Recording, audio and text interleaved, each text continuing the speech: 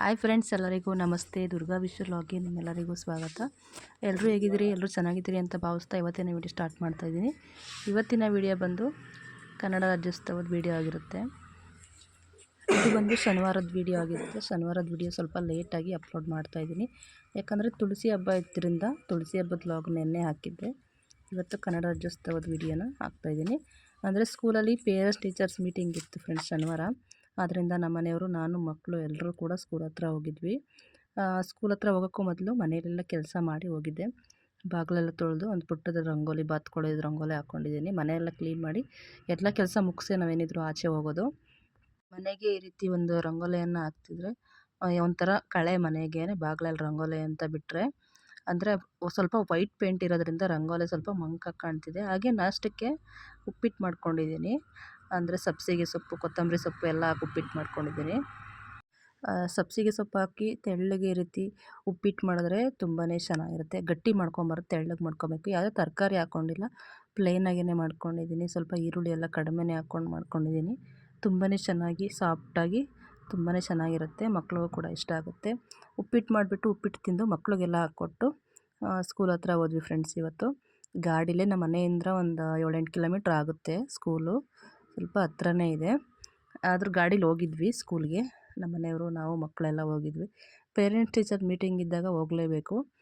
ಅಷ್ಟರಲ್ಲಿ ಇಲ್ಲಿ ಟೀಚರ್ಸ್ ಎಲ್ಲ ರಂಗೋಲಿ ಹಾಕ್ತಿದ್ರು.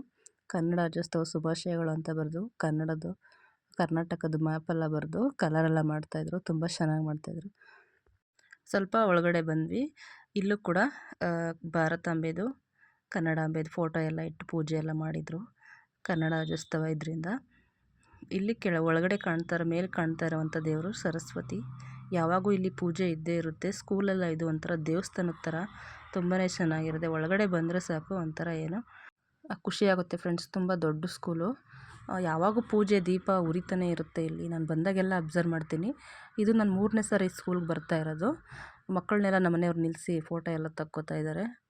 ಅಂದರೆ ಭಾರತಾಂಬೆದು, ಕನ್ನಡಾಂಬೆದು ಫೋಟೋ ಪಕ್ಕದಲ್ಲಿ ಫೋಟೋ ತಕ್ಕೋತಾ ಇದ್ದಾರೆ ಮಕ್ಕಳನ್ನೆಲ್ಲ ನಿಲ್ಲಿಸಿ. ಹಾಗೆ ಈಚೆಗಡೆ ಕೂಡ ಕನ್ನಡ ರಾಜ್ಯೋತ್ಸವಕ್ಕೆ ಎಲ್ಲ ಸಿದ್ಧತೆಯನ್ನು ಕೂಡ ಮಾಡ್ತಾಯಿದ್ದಾರೆ.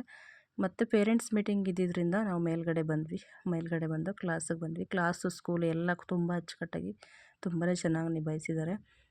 ಹಾಗೆ ಇಲ್ಲಿ ಫೈಲ್ ಕೊಡ್ತಾರೆ. ಅಂದರೆ ಎಕ್ಸಾಮ್ ಆಗಿತ್ತಲ್ವ, ಮಿಡ್ ಟರ್ಮ್ ಎಕ್ಸಾಮ್ ಆಗಿತ್ತಲ್ಲ, ಆ ಮಾರ್ಕ್ಸ್ ಎಲ್ಲ ನೋಡಿಕೊಂಡು ಸೈನ್ ಹಾಕಿ ಟೀಚರ್ ಜೊತೆ ಮಾತಾಡ್ಕೊಂಡು ಬರಬೇಕು. ಹಾಗೆ ನನ್ನ ಮಗ ಚಿಕ್ಕವನು ಕೂಡ ಕ್ಲಾಸ್ ರೂಮು ಕೂಡ ಬಂದು ಅಲ್ಲೂ ಕೂಡ ಸೈನ್ ಎಲ್ಲ ಹಾಕಿ ಒಂದು ಪ್ರೋಗ್ರೆಸ್ ಕಾರ್ಡೆಲ್ಲ ನೋಡಿಬಿಟ್ಟು ಮತ್ತೆ ಬಂದ್ವಿ. ಸ್ಕೂಲ್ ಅಡ್ಮಿಷನ್ ಮಾಡಿಸ್ದಾಗ ಅಷ್ಟೇ ಬಂದಿದ್ದೆ. ಮಕ್ಕಳನ್ನ ಸ್ಕೂಲ್ ಅಡ್ಮಿಷನ್ ಮಾಡಿಸ್ದಾಗ ಬಂದಿದ್ದೆ. ಅದು ಬಿಟ್ಟರೆ ಇದೇ ಫಸ್ಟ್ ಬರ್ತಾ ಇರೋದು ನಾನು ಪೇರೆಂಟ್ಸ್ ಮೀಟಿಂಗ್ಗೆ. ಫಸ್ಟ್ ಒಂದು ಸರಿ ಪೇರೆಂಟ್ಸ್ ಮೀಟಿಂಗ್ಗೆ ನಮ್ಮ ಮನೆಯವ್ರು ಬಂದಿದ್ದರು. ಇವಾಗ ನಾನು ಬರ್ತಾಯಿದ್ದೀನಿ. ಮಕ್ಕಳೆಲ್ಲ ಶೂನೆಲ್ಲ ಬಿಟ್ಟು ಇಲ್ಲಿ ಫೋಟೋ ತಕ್ಕೊಳ್ಳೋದಕ್ಕೆ ಅಂತಲೇ ಅವಕಾಶ ಮಾಡಿಕೊಟ್ಟಿದ್ದಾರೆ. ಪ್ರಿನ್ಸಿಪಾಲು ಕೂಡ ಈಚೆನೇ ಇದ್ದಾರೆ. ಪ್ರಿನ್ಸಿಪಾಲ್ ಇದ್ರಲ್ಲಿ ನಮ್ಮ ಮನೆಯವ್ರು ಮಾತಾಡ್ಕೊಂಡು ನಿಂತಿದ್ದಾರೆ. ಕನ್ನಡ ರಾಜ್ಯೋತ್ಸವದ ಬಾವುಟ ಎಲ್ಲ ಹಾಕಿ ಕರ್ನಾಟಕದ್ದು ಮ್ಯಾಪೆಲ್ಲ ಹಾಕಿದ್ರಲ್ವ, ಅದನ್ನೆಲ್ಲನೂ ಬೆಂಡಲ್ಲಿ ಮಾಡಿದರು. ಚೆನ್ನಾಗಿ ಮಾಡಿದರು. ಡೋಲೆಲ್ಲ ಇಟ್ಟು ಅಲ್ಲಿ ಅಕ್ಕಪಕ್ಕ ನಿಲ್ಲಿಸಿ ಮಕ್ಳುಗಳ್ನೆಲ್ಲ ಫೋಟೋ ತಕ್ಕೋತಾ ಇದ್ದಾರೆ. ನಮ್ಮ ಮನೆಯವ್ರಿಗೆ ಎಲ್ಲಿ ಬಂದರೂ ಫೋಟೋ ತೆಗಿಯೋದು ಒಂಥರ ಏನೋ ಖುಷಿ ಆಗುತ್ತೆ. ಮಕ್ಕಳನ್ನೆಲ್ಲ ಈ ಥರ ನಿಲ್ಲಿಸಿ ಫೋಟೋ ತೆಗಿಯೋದು. ಅಲ್ಲದೆ ಇಲ್ಲಿನ ಸಿಬ್ಬಂದಿಗಳು ಕೂಡ ಫೋಟೋ ತೆಗಿಯೋಕ್ಕೆ ಕೂಡ ಇದನ್ನು ಅವಕಾಶ ಮಾಡಿಕೊಟ್ಟಿದ್ರು. ಬಂದಂಥ ಪೇರೆಂಟ್ಸ್ಗಳಿಗೆಲ್ಲನೂ ಫೋಟೋ ತಕ್ಕೊಳ್ಳಿ ಅಂತಲೇ ಪ್ರಿನ್ಸಿಪಲ್ಲು ಕೂಡ ಸಜೆಷನ್ ಮಾಡ್ತಾಯಿದ್ರು. ಹಾಗೆ ನಮ್ಮ ಮನೆಯವರು ಕೂಡ ಮಕ್ಕಳ ಜೊತೆಲಿ ಫೋಟೋ ತಕ್ಕೊಂಡು ನೆಕ್ಸ್ಟ್ ಈಗ ಹೋಗೋಣ ಮನೆಗೆ ಅಂತ ಅಂದ್ಬಿಟ್ಟು ಹೋಗ್ತಾ ಇದ್ದೀವಿ. ಪೇರೆಂಟ್ಸ್ ಮೀಟಿಂಗ್ ಎಲ್ಲ ಮುಗ್ದಾಯಿತು. ಅಲ್ಲೂ ಟೀ ಬಿಸ್ಕೆಟ್ ಎಲ್ಲ ಕೊಡೋಕ್ಕೆ ಬಂದರು. ಆಗಲೇ ಮಧ್ಯಾಹ್ನ ಆಗಿದ್ದರಿಂದ ಬಿಸಿಲಿದ್ರಿಂದ ಟೀ ಬಿಸ್ಕೆಟ್ ಏನೂ ತೊಗೊಂಡಿಲ್ಲ. ಹಾಗೆ ಬಂದ್ವಿ. ಇದೇ ನೋಡಿ ಫ್ರೆಂಡ್ಸ್, ನಮ್ಮ ಮಕ್ಕಳು ಓದ್ತಾ ಇರೋವಂಥ ಸ್ಕೂಲು ಬಿಡದಿನಲ್ಲಿ, ಬಸವೇಶ್ವರ ಇಂಟರ್ನ್ಯಾಷನಲ್ ಸ್ಕೂಲು. ಇದು ಮೂಲತಃ ಬಾಗಲಕೋಟೆಯವ್ರದ್ದು ಸ್ಕೂಲ್. ಇದು ತುಂಬಾ ಚೆನ್ನಾಗಿದೆ. ಎಜುಕೇಷನ್ ಕೂಡ ತುಂಬ ಚೆನ್ನಾಗಿದೆ. ಇದಾದಮೇಲೆ ನೆಕ್ಸ್ಟು ಬೈರಮಂಗ್ಲಕ್ಕೆ ಬಂದ್ವಿ. ಹಣ್ಣು ಸ್ವಲ್ಪ ತರಕಾರಿ ಎಲ್ಲ ತೊಗೋಬೇಕಾಗಿತ್ತು. ಟೊಮೊಟೊ ಹಣ್ಣು, ಆಲೂಗೆಡ್ಡೆ ಎಲ್ಲ ತೊಗೋಬೇಕಾಗಿತ್ತು. ಸ್ವಲ್ಪ ಮನೆಗೆ ಹೋಗಿ ಸ್ವಲ್ಪ ರೆಸ್ಟ್ ಮಾಡಿ ಮನೆಗೆ ಹೋಗಿ ಟೀ ಮಾಡಿಕೊಂಡು ಕೆಲಸ ಮಾಡ್ತಾಯಿದ್ರು. ಗೋಡೆ ಕೆಲಸ ಮಾಡ್ತಾಯಿದ್ದಾರೆ. ಅದರಿಂದ ಮನೆ ತಾವು ಕೆಲಸ ನೋಡೋಣ ಅಂತ ಅಂದ್ಕೊಂಡು ಬಂದಿದ್ದೀವಿ. ಇಲ್ಲಿ ಸ್ವಲ್ಪ ವಾಸ್ಕಲ್ ನಿಲ್ಲಿಸಿದ್ಮೇಲೆ ನೆಕ್ಸ್ಟ್ ಕೆಲಸ ಗೋಡೆ ಕಟ್ಟೋ ಕೆಲಸ ಸ್ಟಾರ್ಟ್ ಮಾಡಿದ್ದಾರೆ. ಹಾಗೆ ವಾಸ್ಕಲ್ಗೆಲ್ಲನೂ ಸ್ವಲ್ಪ ಕೆಮ್ಮಣ್ಣು, ಸಗಣಿನೆಲ್ಲನೂ ಬಳ್ದಿದ್ದೀವಿ. ಅಂದರೆ ಹಾಳಾಗುತ್ತೆ ವಾಸ್ಕಲ್ಲು ಅಂತ ಅಂದ್ಬಿಟ್ಟು, ನೀರು ಬಿದ್ದು ಹಾಳಾಗುತ್ತೆ ಅಂತ ಈ ಥರ ಮಾಡಿರೋದಷ್ಟೇ. ಒಂದು 3 ಜನ ಗೋಡೆ ಕಟ್ಟೋರು ಕೆಲಸ ಮಾಡ್ತಿದ್ದಾರೆ ಇಲ್ಲಿ. ಸ್ವಲ್ಪ 1-2 ದಿನದ ಕೆಲಸ ಏನೋ ಆಗಿದೆ ಅಷ್ಟೇ. ಪಿಲ್ಲರ್ಗೆಲ್ಲ ಗೋಣಿ ಚೀಲ ಎಲ್ಲ ಹಾಕಿದ್ವಲ್ಲ ಅದನ್ನೆಲ್ಲ ತೆಗೆದುಬಿಟ್ಟಿದ್ದಾರೆ. ಹಾಗೆ ನೀರು ಹಾಕೋದಕ್ಕೆ ಗೋಡೆಗೆ ಅಂತ ಅಂದ್ಬಿಟ್ಟು ಮೋಟ್ರನ್ನೆಲ್ಲ ಹಾಕಿದ್ದೀವಿ. ಗೋಡೆ ಎಲ್ಲ ಕಟ್ಟಾಗಿದೆಯಲ್ಲ, ಸ್ವಲ್ಪ ನೀರು ಹಾಕ್ಬೇಕಷ್ಟೇ. ಇವಾಗ ಕಟ್ಟಿರೋ ಗೋಡೆ ಹಾಕೋಂಗಿಲ್ಲ, ಅದು ಬೆಳಗ್ಗೆಗೆ ಹಾಕಬೇಕು. ನೆನ್ನೆ ಕಟ್ಟಿರೋ ಗೋಡೆಗೆ ಮಾತ್ರ ನೀರು ಹಾಕಬೇಕು.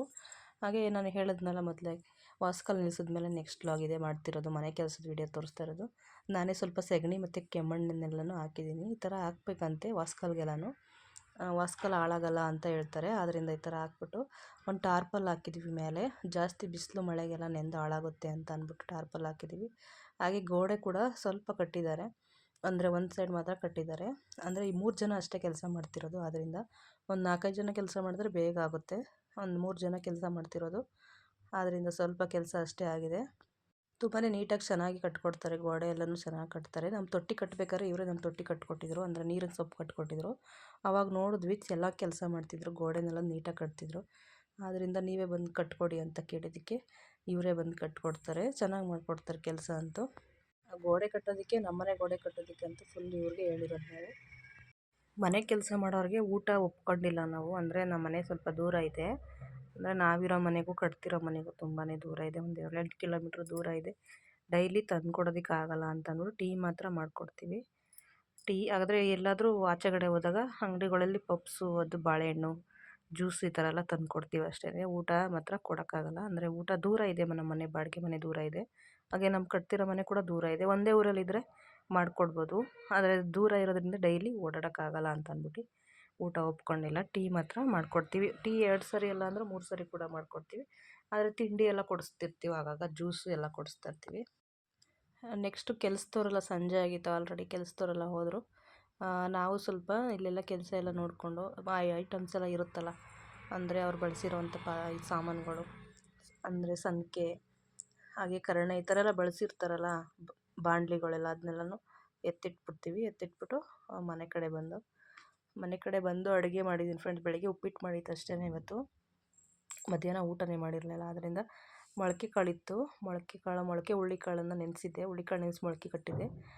ಬಿಸಿ ಬಿಸಿ ಮುದ್ದೆ ಮಾಡಿಕೊಂಡು ಸಾರು ಮಾಡಿಕೊಂಡು ಊಟ ಮಾಡಿದ್ವಿ. ಮಕ್ಕಳಿಗೆಲ್ಲ ಅನ್ನ ಹಾಕ್ಕೊಟ್ಬಿಟ್ಟು ನಾನು ಮುದ್ದೆ ಮಾಡ್ಕೊಂಡಿದ್ದೆ. ನಮ್ಮನೆಯವ್ರಿಗೂ ನಮಗೂ ಮುದ್ದೆ, ಅವರು ಒಂದೊಂದು ದಿನ ಮುದ್ದೆ ಉಣ್ತಾರೆ. ಆದರೆ ನಮಗೆ ಯಾವಾಗ ಮುದ್ದೆ ಇರಬೇಕು ನೈಟ್ ಹೊತ್ತು. ಮುದ್ದೆ ಇಲ್ಲ ಅಂತಂದರೆ ಊಟ ಕಂಪ್ಲೀಟ್ ಆಗೋದೇ ಇಲ್ಲ. ಅದರಲ್ಲೂ ಅಚ್ಚರಾಗಿ ಮುದ್ದೆ ಮಾಡ್ಕೊತೀವಿ ನಾವು. ಅನ್ನ ಏನಾದರೂ ಉಳಿದಿದ್ರೆ ಅನ್ನ ಹಾಕಿ ಮುದ್ದೆ ಮಾಡ್ಕೊತೀವಿ. ಇದಾಗಿತ್ತು ಫ್ರೆಂಡ್ಸ್ ಇವತ್ತಿನ ವ್ಲಾಗ್. ಈ ವಿಡಿಯೋ ಯಾರಿಗೆಲ್ಲ ಇಷ್ಟ ಆಯಿತು ಪ್ಲೀಸ್ ಲೈಕ್ ಮಾಡಿ, ಶೇರ್ ಮಾಡಿ, ಕಮೆಂಟ್ ಮಾಡಿ. Thank you so much. Video ನೋಡಿದ್ದಕ್ಕೆ ಧನ್ಯವಾದಗಳು. ಎಲ್ರಿಗೂ ಇದೇ ರೀತಿ ಸಪೋರ್ಟ್ ಮಾಡಿ.